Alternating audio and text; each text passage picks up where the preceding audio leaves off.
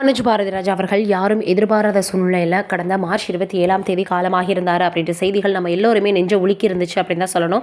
இந்த சூழ்நிலையில் இப்போ வந்து பார்த்தீங்கன்னா அவங்களுடைய குடும்பத்தினர் எந்த அளவுக்கு கஷ்டப்படுவாங்க அப்படின்றது நம்ம எல்லோருக்குமே தெரியும்.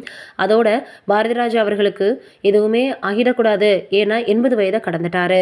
அதனால் இந்த பிரச்சனையால் இவருக்கு வந்து பார்த்தீங்கன்னா மிகப்பெரிய அளவில் இப்படி ஒரு இழப்பு ஏற்பட்டுருச்சுன்னா அவருக்கு ஏதாவது ஆகிடுமோ அப்படின்னு எல்லோருமே ரொம்பவே பதட்டப்பட ஆரம்பிச்சிட்டாங்க. அதோடு மட்டும் இல்லாமல் அவங்க குடும்பத்தினர் எப்படி இந்த மீளா துயர்லேருந்து வரப்போகிறாங்க, யாராலையும் ஈடுகட்ட முடியாது அப்படின்ற மாதிரி எல்லோருமே பேச ஆரம்பிச்சிட்டாங்களாம். அந்த அளவுக்கு மனோஜ் பாரதிராஜா அவர்களினுடைய இழப்பு மிகப்பெரிய அளவில் வந்து இப்போ ரொம்பவே வேதனையை கொடுத்துருக்கு. அதோட தன்னுடைய மகனினுடைய ஆசைக்கு ஏற்ற மாதிரியாக தன்னுடைய பேரப்பிள்ளைகளை, அதாவது மனோஜ் பாரதிராஜா அவர்களினுடைய பெண் குழந்தைகளை நல்லா படிக்க வச்சு அவங்க விரும்புகிற ஒரு துறையில் கொண்டு போகணும் அப்படின்றது தான் இப்போ எல்லோருடைய எதிர்பார்ப்பாகவும் இருக்குது. ஏன்னா அந்தளவுக்கு மனோஜ் பாரதிராஜா அவர்கள் எல்லாரிடமே நல்ல பேர் தான் வாங்கியிருக்காரு. பார்க்கக்கூடிய கேட்கக்கூடிய எல்லோரும் ரொம்பவே அவர் வந்து சாஃப்டானவர், ரொம்ப கனிவாக பேசுவார், ரொம்ப அன்பாக பேசுவார்னு வீட்டில் வேலை பார்க்கக்கூடிய பெண்களில் இருந்து எல்லாருமே சொல்லி வந்துட்டுருக்காங்க. இந்த சூழ்நிலை இவருடைய இழப்பு அப்படின்றது எல்லோருக்குமே மிகப்பெரிய அளவில் வேதனையை கொடுத்துருக்கு. தன்னுடைய காதல் மனைவி எந்த அளவுக்கு கஷ்டப்படுவாங்க அப்படின்றது நிஜமாகவே வந்து பார்த்திங்கன்னா வார்த்தைகளால் அதை சொல்லி விட முடியாது. இந்த குடும்பத்தினர் சீக்கிரமே இதிலிருந்து மீண்டு வரணும் அப்படின்னு நம்மளுடைய சார்பாக அவங்களுக்கு மிகப்பெரிய ஆறுதலை தெரிவிச்சுக்கலாம்.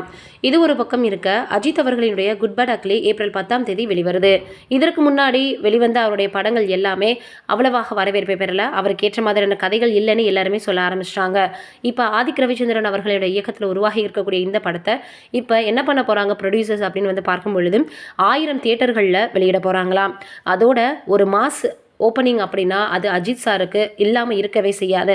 அதனால் நிச்சயமாக இந்த படம் ரசலோட எதிர்பார்ப்பை பூர்த்தி செய்கிறது மட்டும் இல்லாமல் வசூல்லையும் மிகப்பெரிய அளவில் வெற்றியடையும் அப்படின்னு இப்போ ப்ரொடியூசர் சொல்லியிருக்கிறாங்களாம்.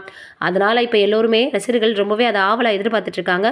எப்படி படம் வெளிவர போகுது, எந்த மாதிரி கதை இருக்க போகுது, இது அஜித் அவர்களுக்கு ஏற்ற மாதிரி இருக்குமா, அஜித் ரசிகர்களுக்கு பிடிக்குமா அப்படின்றத நம்ம வெயிட் பண்ணி தான் பார்க்கணும். அதோடு மட்டும் இல்லாமல் லாஸ்ட்டாக வந்து விடாமுயற்சி திரைப்படத்தில் அஜித் அவர் நடிச்சிருந்தப்போ அவருடைய கதாபாத்திரத்திற்கு ஏற்ற மாதிரியாக இல்லை அப்படின்னு பலரும் பலவிதமான கமெண்ட்டுகளை பதிவு பண்ணி வந்துட்டு இருந்தாங்க. இது ரொம்பவே வந்து பார்த்திங்கன்னா எல்லோருக்குமே கொஞ்சம் ஏமாற்றத்தை ஏற்படுத்தி இருந்துச்சு ரசிகர்களுக்கு அப்படின்னு தான் சொல்லணும். ஏன்னா அந்தளவுக்கு அவருடைய கதாபாத்திரம் அதில் அமையலை அப்படின்றது தான் உண்மை. என்ன நடக்க போகுது அப்படின்றத நம்ம வெயிட் பண்ணி பார்ப்போம். நீங்கள் என்ன நினைக்கிறீங்க அப்படின்றத மறக்காமல் கீழே இருக்கக்கூடிய கமெண்ட்டில் சொல்லுங்கள்.